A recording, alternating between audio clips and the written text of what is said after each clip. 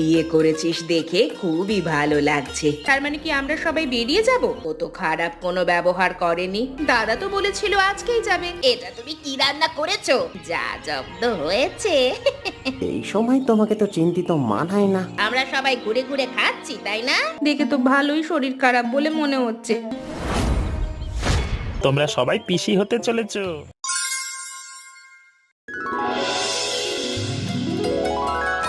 এবার তোমরা সবাই খুশি হয়েছো তো?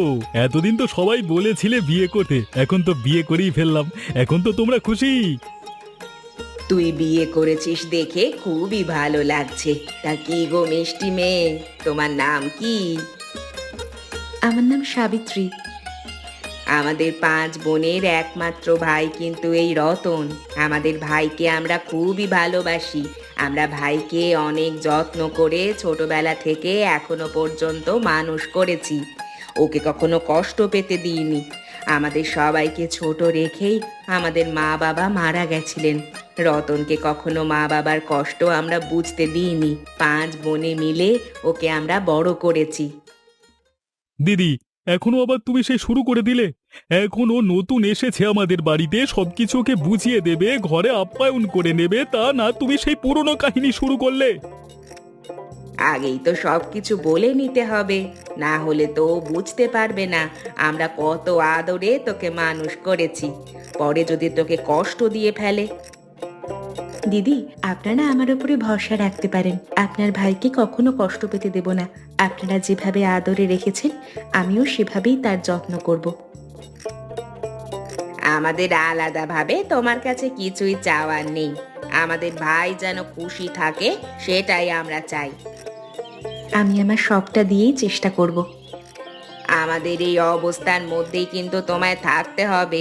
সবকিছু দেখে নাও, পারবে তো এই পরিবেশে মানিয়ে নিতে? সব রকম পরিস্থিতির মধ্যে দিয়ে আমি নিজেকে মানিয়ে নিতে পারি, কোনো ধরনের সমস্যা নেই। এখন থেকে এটা আমারই সংসার। তোমার সাথে কথা বলে মনে হচ্ছে তুমি সবকিছু সামলে নিতে পারবে। তোমার মধ্যে সেই দক্ষতা আছে। চলো ঘরে চলো। আপনারা সবাই মিলে রান্না করছেন, আমাকে ডাকলেন না কেন? আমি তো রান্না করতে পারি। আরে না না, তুমি রান্না করতে পারবে না। তুমি তো কখনো আমার ভাইয়ের জন্য রান্না করোইনি। কখনো আপনার ভাইয়ের জন্য রান্না করিনি, সেজন্য কি আর রান্না করব না? এখন থেকে তো আমাকেই শিখতে হবে। সামনে তো তাকে রান্না করে আমাকেই খাওয়াতে হবে। তুমি কি বলতে চাচ্ছ? এরপর থেকে তুমি রান্না করে খাওয়াবে মানে? তার মানে কি আমরা সবাই বেরিয়ে যাব?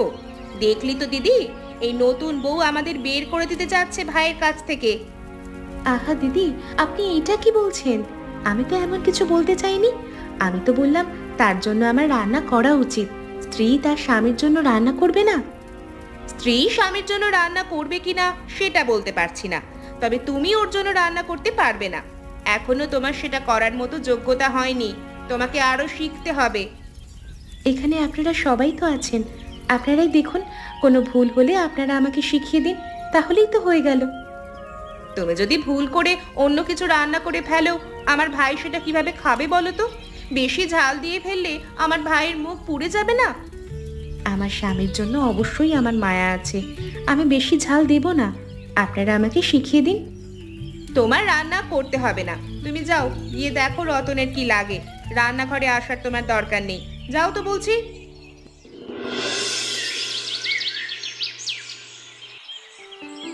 এই মেয়েটার হাব ভাব আমার মোটেও ভালো লাগছে না।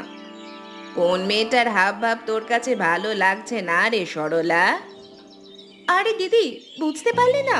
ওই যে রতনের বউয়ের কথা বলছি, সাবিত্রীর। তাহলে সেটা বলবি, রতনের বউয়ের কথা বলবি। তুই তো বলছিস মেয়েটার কথা। আমি ভাবলাম আবার কোন মেয়ের কথা না জানি বলছিস। আরে না না, ওর কথাই বলছিলাম। ও আবার কি করলো? ও কি করছে তোমার চোখে পড়ছে না? দেখছো না আমাদের ভাইকে কিভাবে ও নিজের হাত করতে চাইছে? ও আবার কখন নিজের হাত করতে চাইলো শুনি? আমি তো কিছুই লক্ষ্য করিনি। তোমার চোখ থাকলে না লক্ষ্য করবে? রান্নাঘরে আজকে কেমন ব্যবহার করেছিল দেখোনি? ও তো খারাপ কোনো ব্যবহার করেনি। ও শুধু নিজে একটু রান্না করতে চেয়েছে নিজের স্বামীর জন্য। নিজে তো রান্না করতে চাইতেই পারে। যদি শুধু রান্না করতে চাইতো অবশ্যই রান্না করতে দিতাম। কি বলেছিল মনে নেই? বলেছে এরপর সব সময় তো ওকেই রান্না করে খাওয়াতে হবে। তার মানে কি দাঁড়ায়, পরবর্তীতে আমরা কেউ এখানে আর থাকতে পারবো না ভাইয়ের সাথে। আরে নতুন এসেছে, কি বলতে না কি বলে ফেলেছে, এসব বাদ দে, ছোট মানুষ এখনো। তুমি যতটা ছোট মানুষ বলছো না, ও অতটাও ছোট নয় কিন্তু। বললাম তো, আপাতত এসব কথা বাদ দে, নতুন এসেছে, সবকিছুর সাথে একটু মানিয়ে নিক।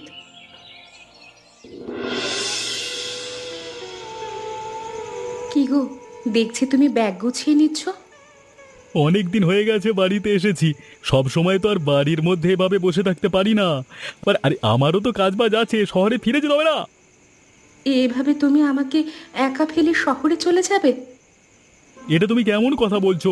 দিদিরা সবাই আছেন, তারা তোমার খেয়াল রাখবে, তোমাকে আমি একা ফেলে যাচ্ছি মানে? দিদিদের সাথে এখনো আমার ভালো সম্পর্ক গড়ে ওঠেনি, এর মধ্যে তুমি আমাকে রেখে চলে যাচ্ছ? এখন যদি আমি না যাই আমার চাকরিটাই চলে যাবে, আমাকে যে যেতেই হবে। আরো কয়েকটা দিন থেকে তারপর যেও। না গো, আমার হাতে আর সময় নেই, এর চাইতে বেশি দিন থাকলে আমার সমস্যা হয়ে যাবে। আমি নিজের হাতে এখনো তোমাকে রান্না করিয়ে খাওয়াতে পারলাম না, তার মধ্যেই তুমি চলে যেতে চাইছো? কালকে তুমি কোনোভাবেই যেতে পারবে না, কালকে আমি নিজের হাতে রান্না করব। কালকে যাওয়াটা আমার বেশি জরুরি ছিল। এত জরুরি আমি বুঝতে চাই না। কালকে তুমি থাকবে, পরশুদিন যাবে, এটাই আমার শেষ কথা। আচ্ছা ঠিক আছে, তুমি এত করে যেহেতু বলছো, আমার তো আর কিছু করার নেই, থাকতেই হবে।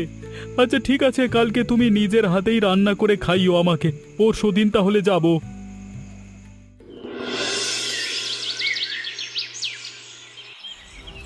কি বৌদি, আমরা রান্না করতে আসার আগে আজকে দেখছি তুমি নিজে থেকে রান্না করছো। অনেকদিন ধরেই তো আমি রান্না করতে চাচ্ছিলাম, কেউ তো আমাকে রান্না করতে দিচ্ছিলই না, সেজন্য আজকে ভাবলাম আগে ভাগে এসেই রান্নাটা শুরু করে দিই, না হলে তো পরবর্তীতে আবার সবাই নিষেধ করবে। তুমি রান্না করতে পারবে তো? দাদা কিন্তু আজকে চলে যাবে। তোমার দাদা আজকে যাবে না, আমি আজকে যেতে নিষেধ করেছি। দাদা তো বলেছিল আজকেই যাবে, তুমি দাদাকে আজকে যেতে নিষেধ করলে কেন? তার নাকি জরুরি কাজ আছে। আমি তোমাদের বাড়িতে আসলাম, এখনো পর্যন্ত তোমার দাদা আমার হাতে কোনো কিছুই রান্না খেতে পারলো না, সেজন্য আমি বলেছি আমি আজ রান্না করব, আমার রান্না আজকে খাবে, কালকে তিনি যাবেন।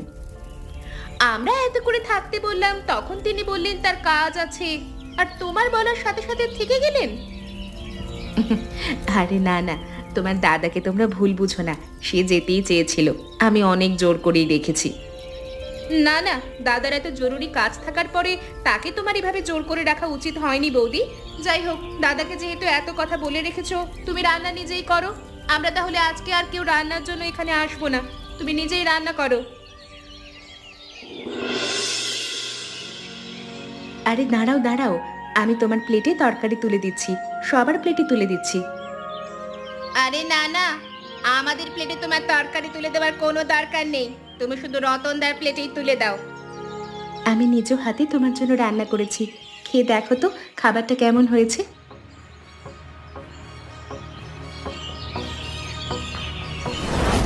কি হলো, কি হলো, তোমার গলায় আটকে গেল নাকি খাবারটা? এটা তুমি কি রান্না করেছো? এত জঘন্য খাবার মানুষ কিভাবে রান্না করে? আমার রান্না করা খাবার এত খারাপ হয়েছে? দেখি তো আমি একটু খেয়ে।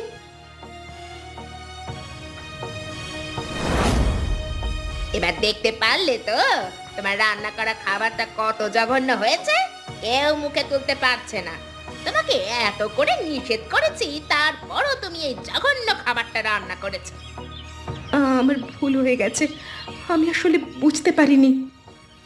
দেখলে তো দাদা, তোমার বউ কতটা জঘন্য খাবার রান্না করে। এই এই জঘন্য খাবার খাবার জন্য তুমি কিনা অপেক্ষা করছিলে? আমরা যদি তোমার জন্য এমন রান্না করতাম, এতক্ষণে তুমি খাবার ফেলে দিয়ে চলে যেতে। আমার ভুল হয়েছে, আমি ভেবেছিলাম ভালো রান্না করতে পারবো, কিভাবে যে কি হলো বুঝতে পারিনি, আমাকে সবাই ক্ষমা করে দাও। পূজাদি, কেমন হলো ব্যাপারটা বলো তো? তুমি যেভাবে বলেছিলে কাজটা আমি একদম সেভাবেই করেছি, কেউ বুঝতেই পারেনি। সবে তো মাত্র শুরু, এরপর যে আরো কত কিছু করব সেটা শুধু দেখবি। দাদাকে রান্না করে খাওয়ানোর জন্য একদম বেশি বেশি করছিল, খাওয়ালো না দাদাকে রান্না করে। আমাদের ভাইকে আমাদের থেকে কোনোভাবেই কেড়ে নিতে পারবে না ওই মেয়ে, কোনোভাবেই তাকে আমরা কেড়ে নিতে দেব না আমাদের ভাইকে। হ্যাঁ, তুমি শুধু বলবে আমাকে কি কি করতে হবে, দেখবে দাদার জন্য আমি সব কিছু করতে প্রস্তুত। তুই যে কাজটা করেছিস খুবই ভালো করেছিস। কেউ দেখতে পায়নি তো তরকারিতে লবণ তুই বেশি মিশিয়ে দিয়েছিলি? কেউ দেখতে পেলে অবশ্যই বলতো, কেউ দেখতে পায়নি, তুমি কোনো চিন্তা করো না। যা জব্দ হয়েছে দেখতে আমার খুব ভালোই লেগেছে। কি করো রতন? কিছুদিন ধরে তোমাকে দেখছি খুবই চিন্তিত হয়ে বসে থাকো। বাড়ি থেকে আসার পর তোমাকে এই অবস্থায় তো দেখতে পাচ্ছি। আরে না না, তেমন কিছু না, এমনিতেই। এই সময় তোমাকে তো চিন্তিত মানায় না। বিয়ে করেছো নতুন, এখন তো আরো ভালো মেজাজে থাকবে। হ্যাঁ, চিন্তা করছো কেন এত?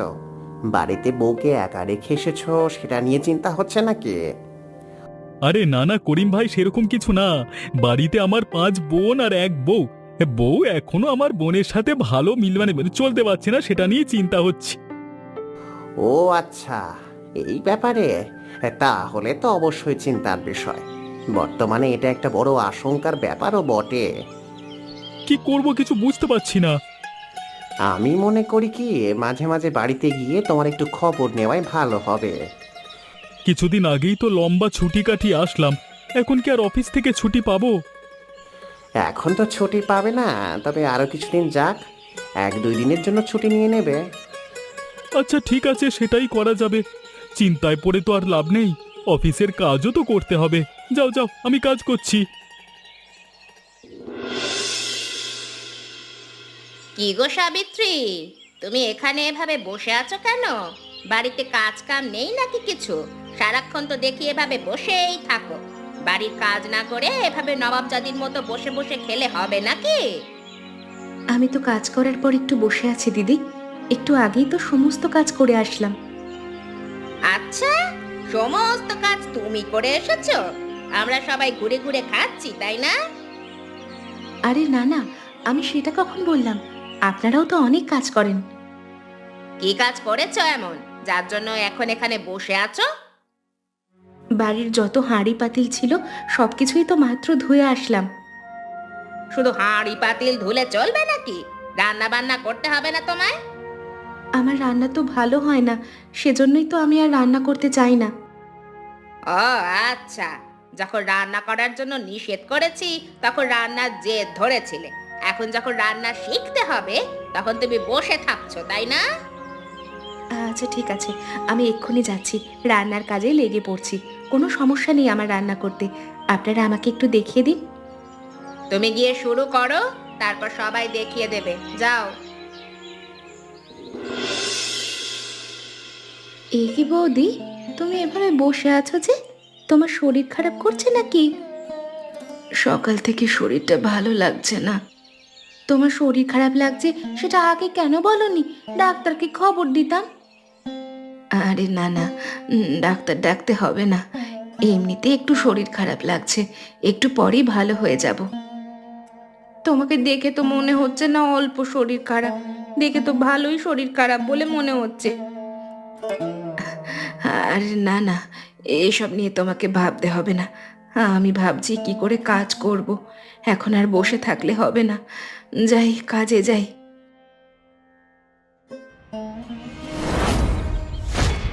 কি হয়েছে? কি হয়েছে? ও বৌদি, বৌদি কথা বলো, কথা বলো বৌদি, কি হয়েছে গো তোমার? দিদিরা তোমরা সবাই কোথায়? এদিকে আসো, বৌদি যে অসুস্থ হয়ে পড়েছে। কি রে, কি হয়েছে মিনা? এত জোরে চেঁচাচ্ছিলি কেন? বৌদির যেন কি একটা হয়েছে, দেখো হঠাৎ অজ্ঞান হয়ে পড়ে গেল। কি বলছিস তুই এসব? তোরা সবাই এখানে থাক, আমি এখনই গিয়ে ডাক্তার ডেকে আনছি।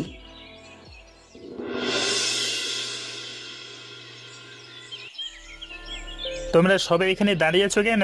মেয়েটা এখনো বেহুশ হয়ে পড়ে আছে, যাও পানি নিয়ে আসো, ওর মুখে পানি ছিটাতে হবে।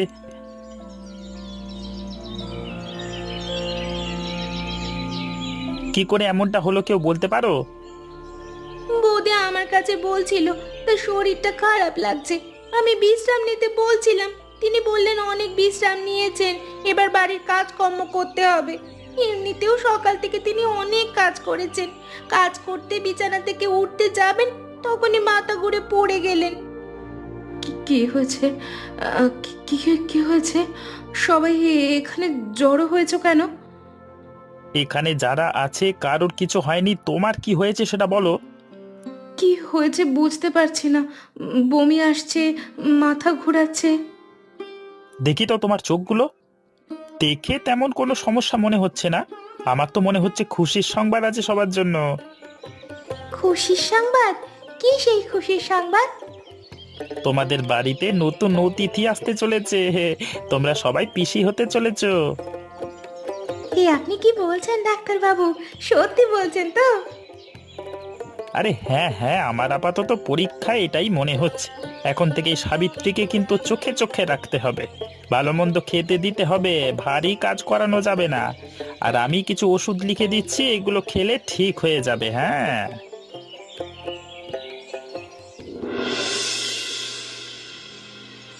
আসলে আমাদের সাবিত্রীর সাথে এটা মোটেও করা উচিত হয়নি।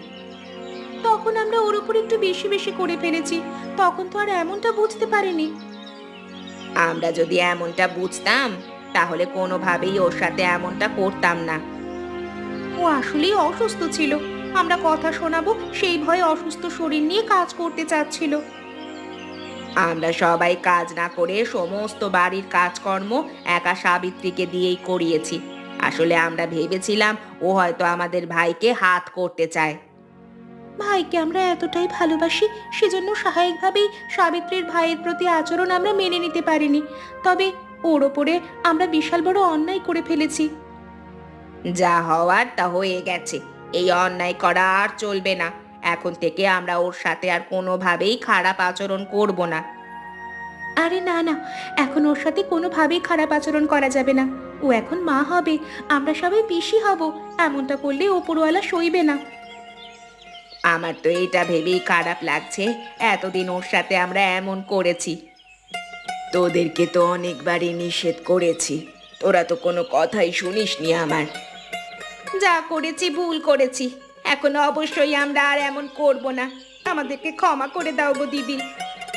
আমার সাথে তো তোরা অন্যায় করিসনি। সাবিত্রী সুস্থ হলে ওর কাছে গিয়ে ক্ষমা চেয়ে নিস। আচ্ছা ঠিক আছে দিদি।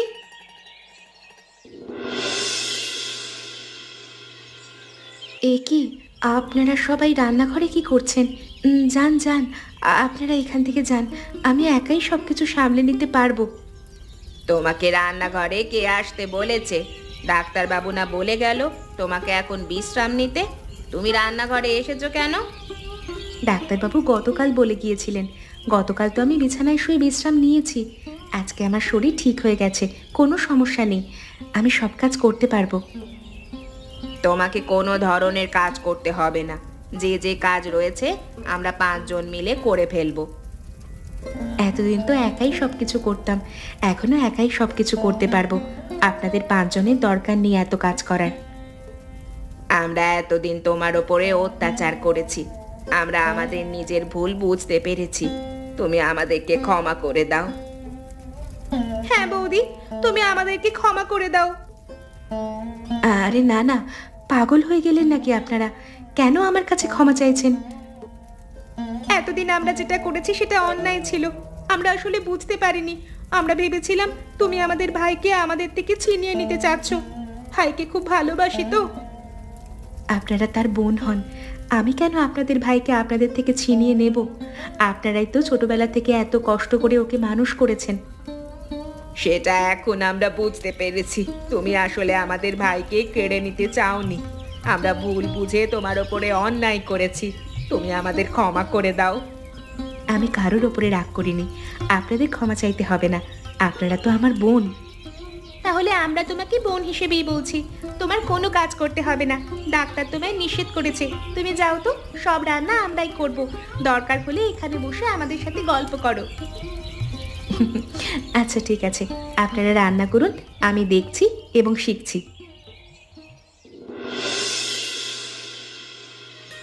একই আমি একই দেখছি, সত্যি দেখছি নাকি ভুল দেখছি?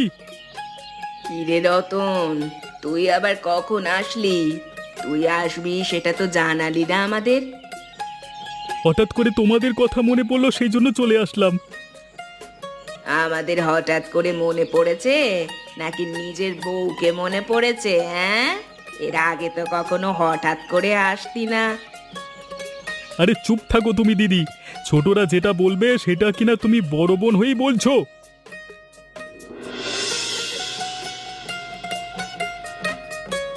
এবার হাসি থামাও, তোমাদের এমন পরিবর্তন দেখে তো আমি আশ্চর্য হয়ে যাচ্ছি। আমাদের আবার কি পরিবর্তন লক্ষ্য করছিস তুই? এই যে সবাই এক জায়গায় বসে গল্প করছো, আমি তো শহরে বসে চিন্তা করছিলাম কি না কি করো সবাই মিলে। ওরে বাবা, বউয়ের জন্য এত চিন্তা? ভেবেছে হয়তো বউকে আমরা মেরেই ফেলবো। আরে এসব কথা রাখো না, খুশির খবরটা দাদাকে জানাও। দাদা তো মিষ্টি নিয়ে আসেনি, কতদিন হয়ে গেল মিষ্টি খেতে পারছি না। দাদা, তুমি এখনই গিয়ে মিষ্টি নিয়ে আসো। কিসের মিষ্টি, কিসের খুশির সংবাদ? আমরা সবাই পিসি হতে চলেছি, তুই বাবা হবি। তোমরা কি বলছো, সত্যি বলছো তো? হ্যাঁ হ্যাঁ, আমরা সত্যিই বলছি। দাঁড়াও দাঁড়াও, আমি এক্ষুনি বাজারে গিয়ে মিষ্টি নিয়ে আসছি, পুরো গ্রামকে মিষ্টি বিলি করব। এমনই মজার মজার গল্প দেখতে চাইলে আমাদের চ্যানেলটিকে সাবস্ক্রাইব করতে ভুলবেন না।